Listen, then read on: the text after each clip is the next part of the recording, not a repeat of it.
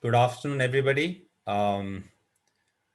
This is a wonderful afternoon, and then let me welcome all of you to this webinar as part of the series Manage Your Career in the Midst of Uncertainty. And the topic for today's webinar is the future of jobs in the midst of COVID-19. I am your presenter today, and a quick introduction about myself. My name is Surya Prakash Mohapatra, and I'm currently heading talent transformation and learning and development for Wipro Digital Operations and Platforms. So we would have a discussion on this very important topic. And as we move on, and then I quickly shared with you the agenda for our webinar today.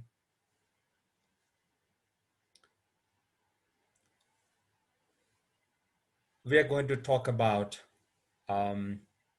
three things in the discussion today. We will talk about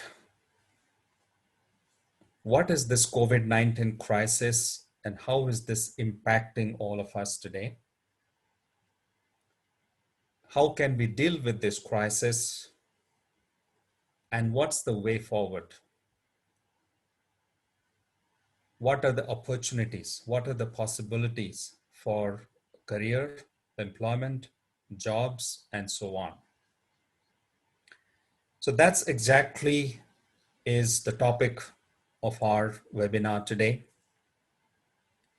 And I'm really happy and excited to know that many of you have really shown interest to become part of this seminar or the webinar to understand more about this challenge, this crisis, and also to understand how to deal with this. So what we're dealing with today is a battle between life and livelihood. This is a battle between survival and earning a livelihood or living. This is an interesting battle, very intricate battle,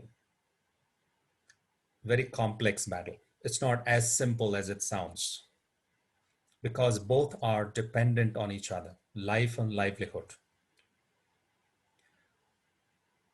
Livelihood has no meaning if there is no life. And if there is no livelihood, this is going to impact life as well. But when a battle surfaces between life and livelihood in the short run, it's the life that wins the battle because governments, societies, nations try their best to protect life to begin with. So as we move on,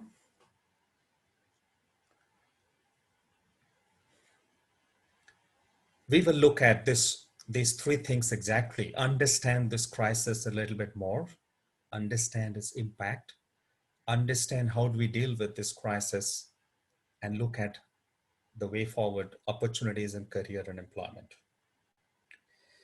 So let's look at the crisis and its impact. COVID-19, it's the crisis and its impact. So, my dear students, the youngsters, the future of this nation, as we look at the next slide, you can clearly see as we move on, there are four different areas the impact of COVID-19 is felt. And as you can see in the subsequent slide, these four blocks: life and lifestyle, economy and politics, work and profession, environment and ecology. So these are the four areas you will see COVID-19 spreading its impact, its ramifications, and each one of these four areas are deeply impacted by COVID-19. And interestingly, this is not a linear impact because these four aspects are so intertwined with each other. If there is an impact on life, that can impact profession as well. If there is an impact on economy, that can also impact life, or that can impact environment. If environment has been impacted, it's also going to impact our lifestyle. So it's not just that COVID-19 is impacting each one of them. They're so inextricably intertwined with each other that the impact is multifaceted. It's very difficult to segregate the impact on one without taking into consideration the other three as well. So let's look at the impact on each one of them. And we can start with the next slide, looking at the impact on our life and lifestyle. So COVID-19 has already changed our lifestyle. It has made a dent into our life. It has made some impact on our life and lifestyle, both positively and with some discomfort as well. So as you can see here, our life and lifestyle is going to change significantly. Hygiene practices are going to become the order of the day. It's going to become an intricate part of our daily life, whether it is sanitization, hand washing, after stepping out and coming back home. All these things are going to become commonplace. People are going to become more and more health conscious. People are going to reduce the spend on nice to have things. They're going to spend more on essential things. Online, web technology, internet, e-commerce, all of that are going to change the way we shop, we buy, we meet the doctor, we talk to our friends, we play. All that is going to change with the advent of web technology and everything going online. I just got to hear this prediction that the hospitals, the OPDs will now be online. Patients will not have to walk into a hospital. If they have to consult a doctor, they can sit inside the comforts of their home and then talk to a doctor online. Of course, if it's something very critical, they may have to come to the hospital. E-entertainment, home entertainment is going to change the way we used to entertain ourselves in the past. I just got to know that YouTube is planning a film festival, an entire film festival virtually on their platform. So that talks about the change that we are going to see, the impact that we're going to see on life and lifestyle because of COVID-19. Let's now move on and look at what's the impact on our profession, on the work, at the workplace. That is going to be huge ramification, huge implications on our profession. International Labour Organization has already predicted that about 195 million full-time workers across the globe would lose their jobs. That's absolutely scary, is a matter of concern. Work from home will become the new norm. Most organizations will allow their people to work from home. And technology will enable that. Technology will make working from home more and more and more seamless. Salary components at the workplace will become more flexible. Employers would prefer that. They would like to pay for work. They would like to have a flexible salary structure where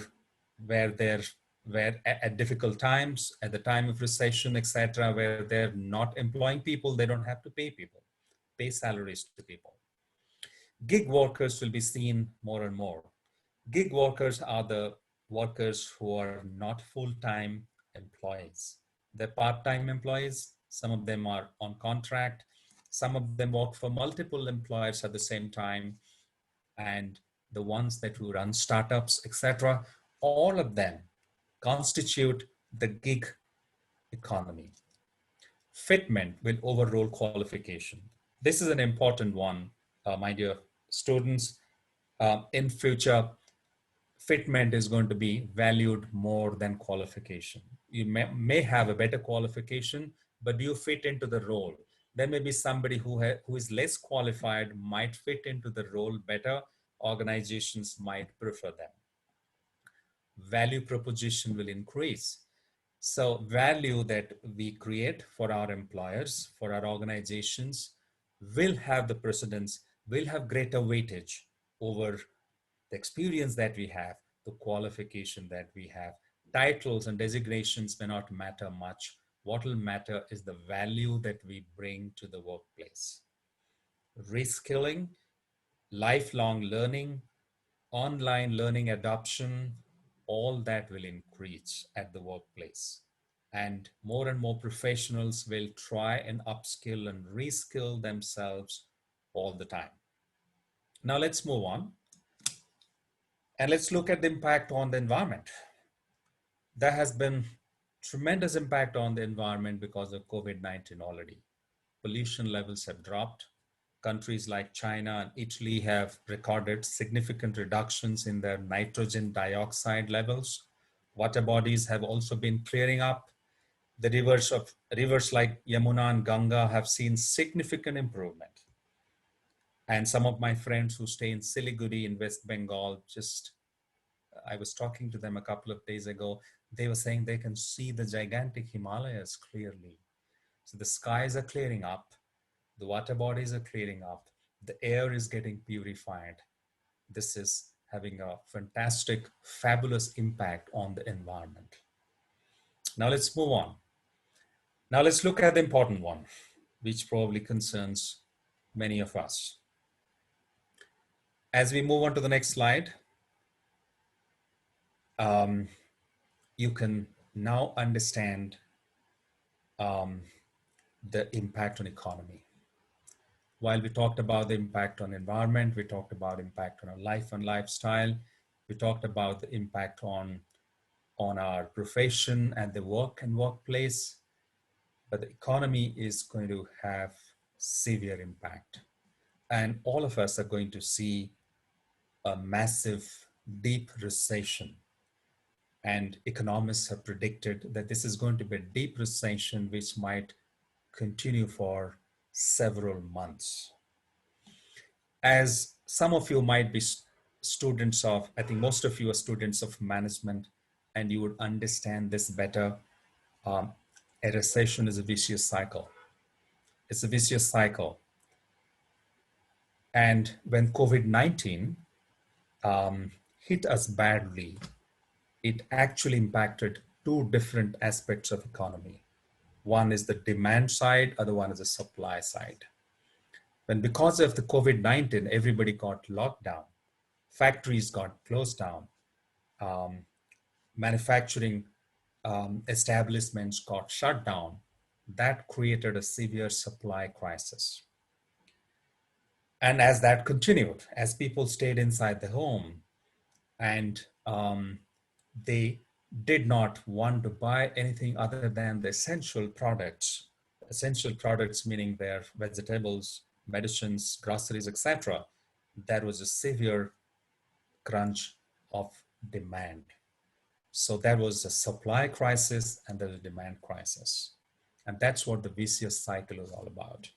So when demand drops, when people do not want to buy goods and products, obviously factories, business establishments, they reduced production because there is no demand for their products. If they reduce production, their revenue drops down, their income goes down. So if the revenue drops, they cannot afford to have their employees. They start laying off people. When they lay off people, that further reduces purchasing power of people because people are jobless there now and they do not have an income, so they cannot buy. So that leads to even further reduction in spending. And that essentially means low demand, and low demand means low production. The vicious cycle continues. What happens? People who have jobs, they also stop buying because they now have the fear of losing their jobs as well. Banks stop lending, organizations stop running their businesses, and that leads to a vicious cycle and the economy goes into a deep recession.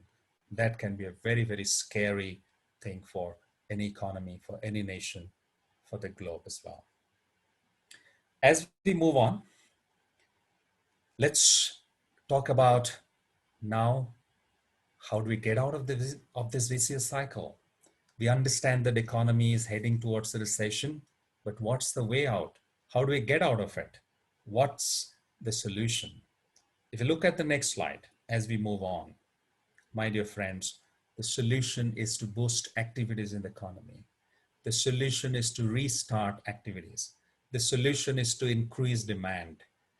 And the solution is to increase consumption. So as people start consuming more, essentially leading to higher demand, essentially leading to higher production, increase in production, that essentially means activities start all over again in the economy, in the country. And that essentially means more cash coming into the economy, more cash flowing into businesses, people having purchasing power to buy things, and so on. That's the need of the hour. But the challenge today is, how do you do that when activities in the economy, activities in the country could lead to a massive and quick spread of the disease, of the infection, of the virus? So that's where the challenge, that's where the battle between life and livelihood gets triggered, leading to a massive deep recession. The way out, and what different stakeholders in the country, what different agencies, and what different key organizations, partners in the country can do, is something that we will look at now. Let's look at the next slide, where we are talking about what different stakeholders can do differently. Governments, financial institutions and banks, organizations, universities like yours, and individuals like you and me, all of us can play an important role. Governments have got a very important, significant responsibility of taking care of the poor. People who are going to be jobless are mostly the ones who are wage earners, mostly the ones who work every day to earn their daily living. And many of them possibly could be below the poverty line or just on the borderline. And governments need to take care of them. If these people do not have cash on the hand, they cannot buy vegetables, they cannot buy rice and dal, they cannot buy groceries. So government will have to make sure that they have the money to buy the bare minimum essentials. If not cash, at least the bare minimum essential products need to be delivered to them so that they can survive. That's absolutely important. Governments across the globe need to bring up special packages to industries to survive. Some of the industries will very, very severely be impacted. We'll talk about in the next few minutes. And such industries, for example, airline industry, need to be given that boost to survive. They need those special packages. Governments also need to introduce programs to boost investment and economic activities. What can financial institutions and banks do? They have a great responsibilities. They cannot shy away from this crisis. They cannot stop giving loans. They have to support the economy. They have to introduce emergency lending to medium and small scale enterprises. They have to probably possibly lower down the interest rates in the interim to support small businesses which would struggle through this crisis.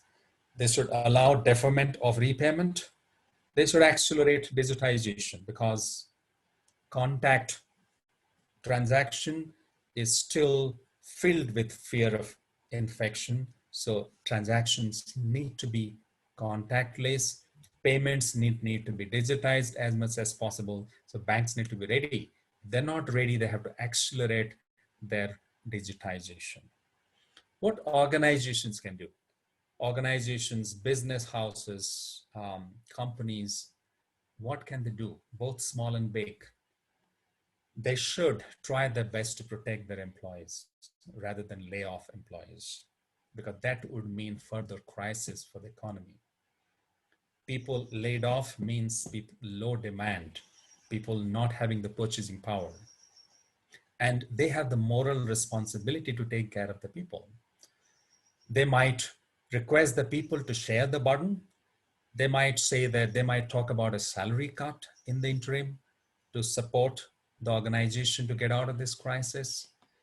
They might take other measures, but laying off should be the last thing in their mind. Protecting their employees is going to be important.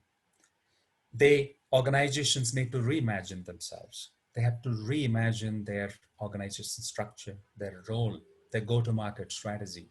They have to completely reimagine. When in the middle of this crisis, ITC, which produces grocery items, they did something very interesting. They looked at a new business model. They don't have a door-to-door delivery network. They quickly thought about a new business model where they went to Domino's. Domino's has a door-to-door delivery network. So they tied up with Domino's and then leveraged Domino's door-to-door delivery network. Domino's was not selling pizzas because no one was visiting restaurants and nobody was buying food from outside. Um, so they were also game. They were interested in this tie-up, and ITC and Domino's came together. They thought about a new business model, and it worked absolutely fine. Organizations will have to reimagine the way they do business, the way they go to customers, the way they run their organization structure and business models. They have to think about that differently. They also have to ensure that there is enough cash flow for them to pay salaries, to take care of their working capital needs. They should be in a position to liquidate, so liquidify and then generate enough cash. What can universities do? You might wonder, can they really do something? Yes, they can. In this crisis, many people will become jobless, and they would not have the time to go through another prolonged professional qualification like a master's degree for 2 years or 3 years, or an undergraduate degree for 3 years. They need to quickly pick up new skills and become employable again. So if I'm working for an industry where the industry is struggling to survive, struggling to exist, if I need to earn my living, then I need to find other industries, other organizations, and I need to have relevant skills to get employed there. So universities can support by providing quick, accelerated learning to people, skill-based vocational learning, where people can actually pick up new skills and then become employable again. Finally, individuals, people like you and me, what should we do to deal with this crisis better? Let's look at the next slide. All that we can do in this time of crisis is we need to take charge of our career. We should not wait for the governments to take care of our career. Universities, banks, educational institutions, financial institutions, business houses, you need to take charge of your career. I need to take charge of my career. That's the only way out. As you look at the next slide, this is something very profound and powerful. This statement, life is 10% what happens to you and 90% how you react. So what happens to you is 90% how you react. This is a very profound statement made by a very famous personality. And he very profoundly tells us that it's you who can control your life, because 90% of what happens in your life is how you react to situations, to problems, to your environment and surroundings. So, my dear friends, it's time for you to take charge of your career. Now let's look at what we can do to take charge of our career. Friends, we'll have to ask ourselves 4 questions. These are the 4 questions that we need to ask ourselves. Which industries and jobs are affected by COVID-19? That's the first question that you should start with. If you're already employed, ask yourself, what is the status of the industry that I work in, the organization that I work for, the job that I have, how it has been impacted by COVID-19. So, and also ask yourself, what are the industries which are going to grow, which are going to strive, which are going to excel in the post-COVID-19 scenario? So it's absolutely important for you to ask this question. The very first question, which industries are getting affected, which are not? If I'm already employed, is my industry getting impacted or not? If it is impacted, which are the other industries that are not impacted?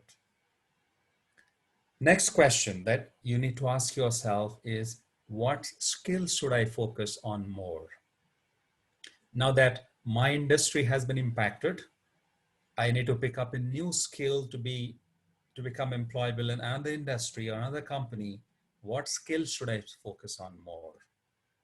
Or if my industry is going to survive, but I know that my company will see a major shift in their business models, in the approach, in the way they do business. So what are the new skills that I should focus on more? Third question is, how do I find and successfully acquire emerging career opportunities? So once I pick up the skills, how do I know where these opportunities exist? And how do I acquire those opportunities? And the last question that you should ask is, how do I stay focused and energized during this period of crisis? So during this period of uncertainty, when I'm trying to figure out what's my career opportunity, what job I should look at, what industry should I look at, in the midst of all this turmoil, how do I stay focused? How do I stay focused on my learning? How do I stay focused on my exploration? How do I stay focused on my job? How do I remain energized during this period? These are the 4 questions that you need to ask yourself. And it doesn't matter, answers to these questions can be different for different people. It need not be the same. The way each one of us remain focused, somebody that practices mindfulness, somebody practices meditation, somebody practices some other relaxation technique. But you need to figure out the answers to these 4 questions. Now let's look at the next slide, which makes an attempt to answer the first question. Which are the industries which are going to get impacted by COVID-19? Well, friends, as this crisis intensifies, we will see that some industries are struggling. And we'll also see some industries are becoming stronger at the end of the crisis. Who are the ones that will struggle? The ones on the right side: airline industry, tourism, hospitality, hotel, baggage and luggage. If nobody's traveling, nobody's going to buy suitcases and briefcases. Automobile industry, as we move out of this COVID-19 crisis, the last thing on our mind would be buying a car. You would think about other things: real estate, consumer products, furniture, etc. These products, these industries will be very badly impacted by COVID-19. Which are the ones which would emerge stronger? French healthcare, medical devices, online education is going to become the order of the day. I think many of you might be undergoing your classes right now through the online mode. I don't think your classes have stopped. Collaborative platforms, organizations should look for collaborative platforms, meeting rooms, virtual meeting tools, tools for virtual collaboration, etc. E-learning platforms. Classroom training will significantly reduce, both in corporates as well as in university and college campuses. E-commerce, e-retail, home entertainment, technology, insurance. People will be more conscious about health insurance. Given the uncertainties that is in the air, they would think about protecting the health. They would think about safeguarding their health. So these are the industries which will become stronger. So it's for you to look at which industry that you should switch over to if there is a need. If you are an industry which is struggling, it's the time for you to look at another industry which is probably going to become stronger. But at the same time, I will not completely rule out the possibility of you working for an industry which is getting weaker. Well, you can do that provided you believe that you can help that organization or that industry bounce back. Because airline companies, tourism companies, hotels, automobile companies would need help to bounce back because they are the ones who will be badly hit during the crisis. After the crisis, they need help to come back, to stand on their feet, be back on the road. So if you can bring in your expertise, your competency, your knowledge to help them bounce back, you could have a lucrative opportunity in industries which are likely to get badly impacted by the crisis. You figure it out which industry that you want to look at, what jobs that you're going to look at. Now let's move on. Now, the most important thing is it's not enough to know which industries are going to excel, which industries are going to get weaker. It's important for us to know what are the skills that we need to build, what are the competencies that we need to build for today and tomorrow, for a world which is beyond COVID-19, which is a new world. COVID-19 will get over. The crisis will disappear after some time, but the world will not, the world is going to become a different world. It may not go back to the old world.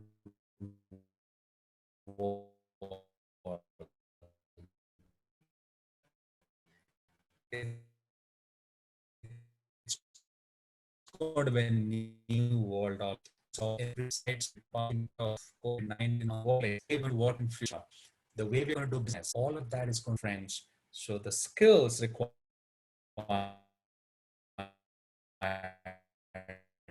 for that very you cannot solve problems, today's problems by using yesterday's thinking. You cannot solve today's problems by using yesterday's techniques. You need to use today's techniques, today's skills, today's competencies to deal with the problems that you are encountering today. So when we talk about competencies, we can broadly categorize them into two: mindset and skill set. Mindset is all about your beliefs, your value system, your thought process. Skill set is your ability, is your knowledge. So let's look at the mindset attributes. Mindset attributes: how are you going to tune your mind? How are you going to condition your mind today and tomorrow? Get ready, my dear friends, to live with uncertainty forever. If you believe that the world is going to become stable tomorrow, everything is going to be certain and stable and honky-dory, that's not going to happen again. Please be prepared to live with uncertainty forever. Be comfortable with discomfort.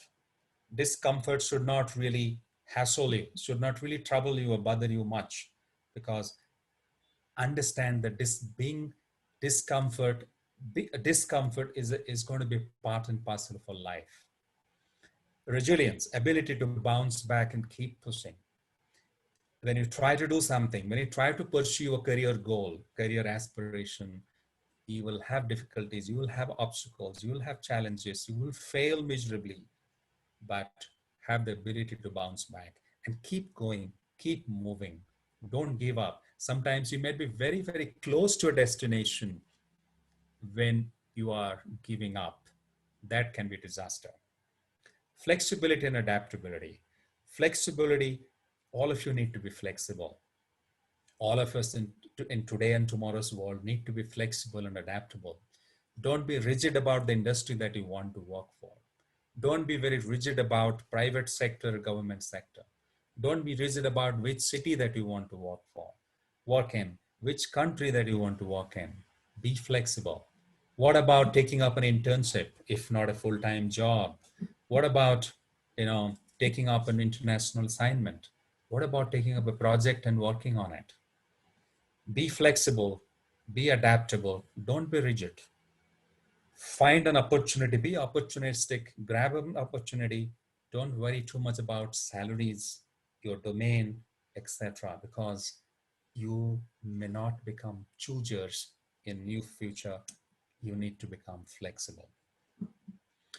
Being fearless is an absolutely important attribute, which also is linked with the next one, which is willingness to experiment and fail. You must have the courage to experiment, try, and fail if required. And you should not be fearful of failure. But keep one thing in mind: try, experiment, and fail fast. That is important. If you're failing fast, your chances of succeeding faster is much brighter. Excuse me. Empathy is another important mindset attribute. Having that compassion and empathy for your team members, for your stakeholders, for your customers, for your colleagues, for your manager, for your partners is absolutely important. And not just for them, not just for your professional colleagues and partners and customers, also for people who are struggling. Because in this new world, if you are lucky enough to succeed and thrive, there'll be many who would struggle. Be empathetic to them, help them come up, help those who are struggling. And in a world where you live successfully and enable others to become successful, that's the best world to live in. But if you live in a world where everybody else is unsuccessful, your living has no meaning. So these are the mindset attributes that you need to develop. Now, what are the skill set that we need to build? Innovation and creativity. That's absolutely essential. You need to be absolutely creative and have outer box thinking. In the new world, which is complex and ambiguous and volatile, creative thinking is absolutely important. Influence and persuasion. It's not enough to come up with creative ideas. You should also have the ability to influence other people about your ideas. Your ability to connect the dots, ability to see the future, ability to predict the future, basis the understanding of the past and your intuition about the future. Steve Jobs was excellent at it. He could, when the whole world was using mainframe computers, which were of the size of a building, he had already thought about desktops. He knew that the computing power can sit on a table, it can sit on a desk. When the most computer manufacturing companies were doing research to make the best laptop in the industry, he had already thought about the PAM top. He had already thought about the smartphones. He knew that the fastest computing device is going to be the smartphone. That's the ability to connect the dots, ability to see the future, ability to see what's coming. Problem solving and value creation, absolutely important. Creation of value, solving problems. Emerging technology. My dear friends, the future is going to be technology. Future will be ruled by machines. So you have two choices: either understand how to master technology, how to work with machines, or get mastered and killed by the machines themselves. So be proficient in technology, and among the technologies, data science is going to be the most prominent. Data is going to rule this world. Artificial intelligence and machine learning, data science, robotics, cloud computing, Internet of Things, cybersecurity, etc. are going to be emerging technologies. Pick up your technologies and build your skills on that. Domain knowledge is important. If you're an HR professional, you need to be the best in HR. If you are a supply chain professional, you need to be the best in supply chain. If you picked up finance as your specialization, be the best in finance. No compromise there. But the next one is intriguing. It talks about multiple specializations. So in today and tomorrow's world, we need to be the best at one, but good at many. So be the best in one area, in one domain, but be good at many other domains. It's the age of multiple specializations. Don't keep all your eggs in the same basket. If you keep all your eggs in the same basket, who knows tomorrow what happens to your industry? Tomorrow what happens to your domain? Tomorrow what happens to your job? So pick up multiple specializations that you can switch from one domain to another quickly, one job to another quickly, one career to another career quickly. Now, let's move on. I know we're running short of time, but I think I'll quickly take you through a couple of slides before I stop and open it up for questions and answers. So my dear friends, as we continue this journey, we will see three roads ahead of us. One road is the road to perish. Other one is the road to survive. The third one is the road to thrive. And let's look at, in the next slide, who will be on the road to perish.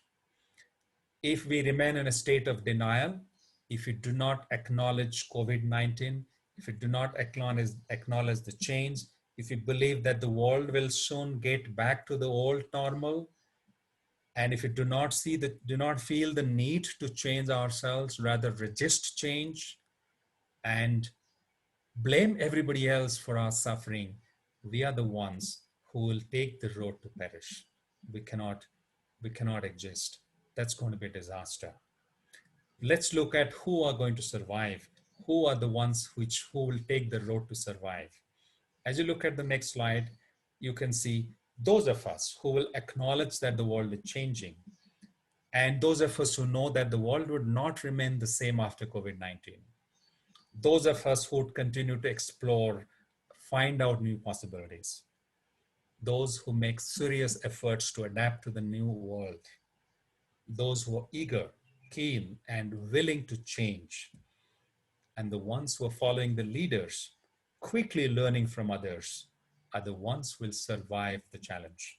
They would survive in this world. Now let's look at who are the ones who will take the road to thrive. Well, very few of us will take the road to thrive, unfortunately, to start with at least. But who are those people? Those people who can see the change before the change comes, who can change faster than change itself, who can reimagine themselves, while those who will survive will adapt to change. The ones who will thrive will reimagine themselves completely, will completely make over, change over to a new role, to a new function, to a new structure, to take advantage of the change. They're the ones who are excited about the prospects of the new world. They're the ones who are going to write the rules of the new world. And they're also the ones who will have tremendous empathy, and they're going to help others to see the change, prepare for the change, help them adapt to the change. My dear friends, they are the ones who are going to take the road to thrive. Dear friends, which road we are going to take will depend on our decisions, our choices, and our actions. That would determine whether we are taking the road to perish, taking the road to survive, or taking the road to thrive. All right, so let's move on. So this brings us to the end of our session today, my narrative on this topic. But at the end, I would like to tell you, the future is about transformation. The future is about disruption. And if we really want to completely transform ourselves, then we need to pick the right tools, right skills, and the right mindset. Because transformation is not only about skills, it's about the skill set, the tool set, and the mindset. With this, I would conclude my narrative here and bring up the next slide. And friends, this is now, and the next slide, this is now time for Q&A. So I don't know if I think one of the moderators will help me, or I can look at the questions myself. So please use the chat window to ask questions, and I will try and answer them.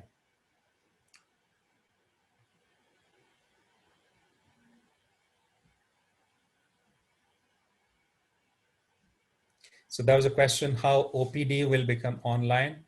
Akash. So yes, so this is an interesting question. So typically the outpatient um, uh, area in the hospitals where is a physical setting where patients can walk in and they can meet the OPD doctor. And depending on the gravity of the illness, the doctor would either prescribe some medicine, send them home, or if it's a serious matter, would recommend admission to the hospital, etc.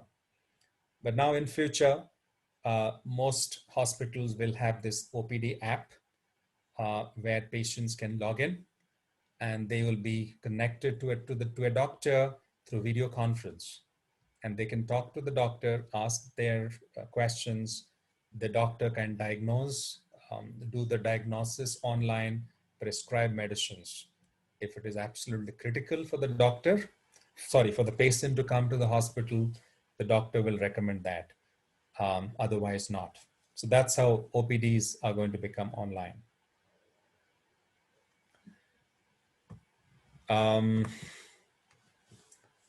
The next, I don't know, is a question or a statement. In yesterday news, 12 crores people jobless in the month of April. Well, I shared with you some time ago the predictions of International Labor Organization. I don't have too many statistics around how many people have already become jobless, etc. But the fact of the matter is millions of people are going to become jobless. Many of them will lose their jobs permanently. Some of them will lose their jobs for a temporary period. But yes, this is a grave situation. Can I get the PPT for the webinar? Yes, you can. I will make it. I will send it to the institution, and they will probably distribute the slides. That's possible. The next question is a little bit explanation about deferment of repayment. Well, most of the smalls, Anurag has asked this question. So Anurag, the small businesses, the small and medium scale businesses would struggle in this period. And many of them may have taken loans from financial institutions and banks, and they may not have enough cash to repay the loans because they have to take care of their working expenses. They have to take care of the salaries. They have to take care of the loan repayment as well. But their revenues would have gone down significantly.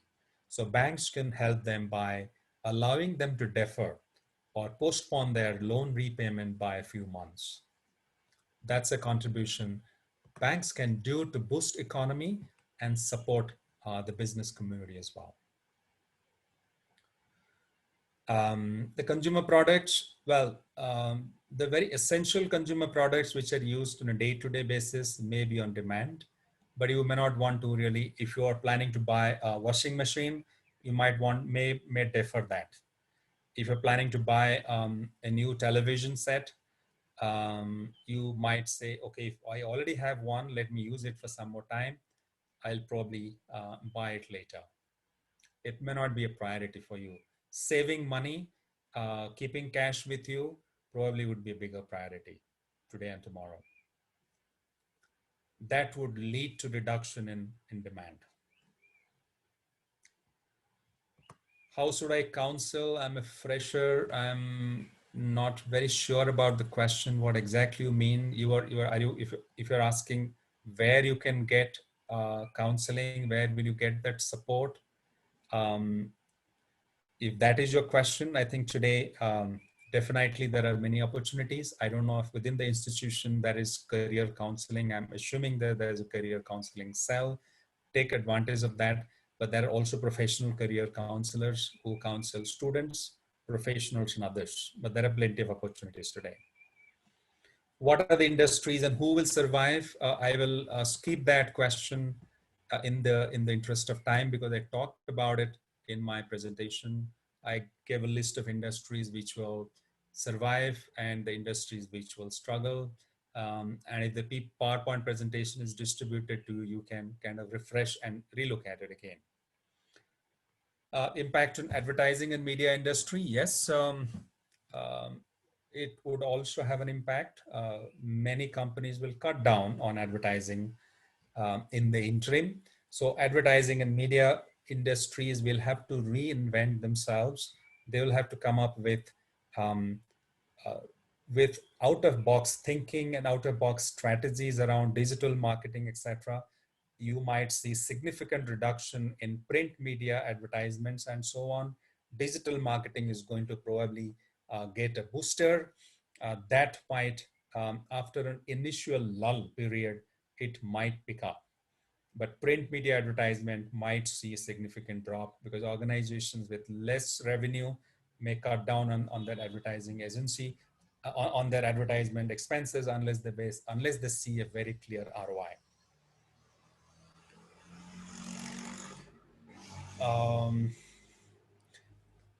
What are this? Probably I will pick up one more question in the interest of time. Uh, and what I will do is after this, I will share my um, my my coordinates, and then you can reach out to me and then send me your questions, and I will try and answer them. I think this question is: what are the skill set required to manage for non-IT? Okay, if you are saying how, if you're talking about what skills are required for a non-IT company, that is a question. If I've understood it correctly, I would assume that, well, the transferable skills are the same. You know, your ability to influence, communicate, problem solving, these skills are common across any industry that you work for. It doesn't matter. But when it comes to technology, you need to understand what technology is relevant for the non-IT organization that you're talking about. If it's a finance company, then probably blockchain, cryptocurrency, etc., would be good technologies to look at. So understand, and then if you are an HR professional, you might want to look at HR tech. So technologies, irrespective of your domain, whether you are an IT or non-IT, technology is going to become the way of life. You need to improve your technology skills and domain skills and the other transferable professional skills I talked about, plus the mindset shift that we all need to make. I would probably stop here. I know there are a lot of questions, but I would request Akash to bring up the last slide where you can see my coordinates. And you can always reach out to me. This is my email ID. You can write to me. You can follow me on Twitter, tweet me with your questions. If you want to listen to my other speeches on a wide variety of topics, you can subscribe to my YouTube channel, which is Surya Mohapatra Official. So here are my coordinates. Feel free to reach out to me with your questions. With this, I would like to conclude here. I would like to thank the university for giving me this opportunity to come and talk to you about this topic. And thank you everybody for giving me a patient hearing. You have been a wonderful audience. Thank you.